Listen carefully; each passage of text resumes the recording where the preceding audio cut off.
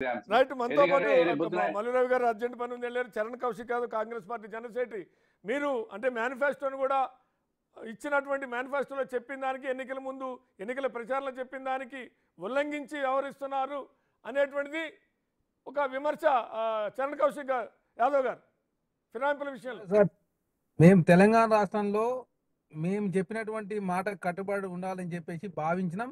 ఆ దిశగానే తెలంగాణ రాష్ట్రంలో పరిపాలన కొనసాగిస్తూ ఉంటే బీఆర్ఎస్ పార్టీ నాయకులు పొద్దున్న లేస్తే కాంగ్రెస్ ప్రభుత్వం కూలిపోతుంది, కాంగ్రెస్ పార్టీలో ఉన్నటువంటి ఎమ్మెల్యేలంతా పార్టీ మారుతారని చెప్పేసి పెద్ద ఎత్తున తెలంగాణ రాష్ట్రంలో కాంగ్రెస్ ప్రభుత్వాన్ని బలహీనపరిచే ప్రయత్నం ఎప్పుడైతే చేసిరో, అదేవిధంగా భారతీయ జనతా పార్టీ కూడా లక్ష్మణ్ గారు ఎప్పుడైతే కాంగ్రెస్ ప్రభుత్వం కూలిపోతుందని చెప్పడంతో తెలంగాణ రాష్ట్రంలో మేము అసలు ఫిరాయింపులకు పాల్పడదని చెప్పి భావించిన మాట వాస్తవం.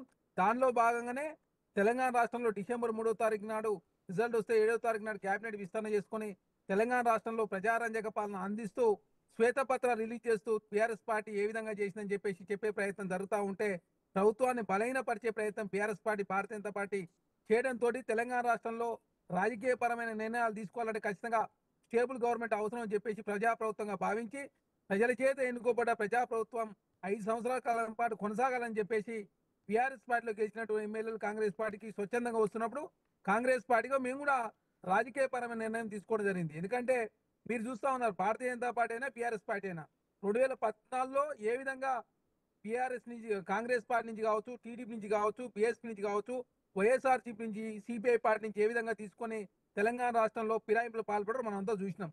2018లో 8 స్థానాలు గెలిచినప్పటికీ కూడా కాంగ్రెస్ పార్టీ నుంచి 11 మందిని, టీడీపీ నుంచి 2 మందిని చేర్చుకొని తెలంగాణ రాష్ట్రంలో ఏ విధంగా పార్టీ ఫిరాయింపులు వాళ్ళు ఏ విధంగా పాల్పడడం అన్నదో చూసినాం.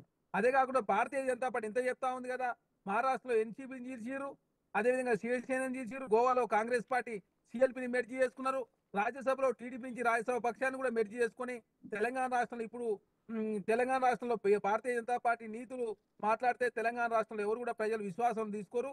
ఎందుకంటే ప్రజాప్రభుత్వంగా మేము ఇచ్చినటువంటి గ్యారెంటీలు అమలు చేయాలంటే ఖచ్చితంగా తెలంగాణ రాష్ట్రంలో స్టేబుల్ గవర్నమెంట్ ఉండాల్సిన అవసరం ఉంది. కాబట్టి ఆ దిశగానే తెలంగాణ రాష్ట్రంలో ప్రజాప్రభుత్వం 5 సంవత్సరాల కాలం పాటు కొనసాగాలని చెప్పేసి బీఆర్ఎస్ పార్టీ నాయకులు ఎమ్మెల్యేలు వస్తున్నప్పుడు కాంగ్రెస్ పార్టీగా కాంగ్రెస్ ప్రభుత్వంగా, ఎందుకంటే విధ్వంసమైనటువంటి తెలంగాణ బాగుపరచాలంటే ఖచ్చితంగా తెలంగాణ రాష్ట్ర కాంగ్రెస్ ప్రభుత్వం ఉండాలని చెప్పి ఎమ్మెల్యేలు వస్తున్నప్పుడు ఖచ్చితంగా కాంగ్రెస్ పార్టీగా మేము తీసుకుంటున్నమాట వాస్తవం.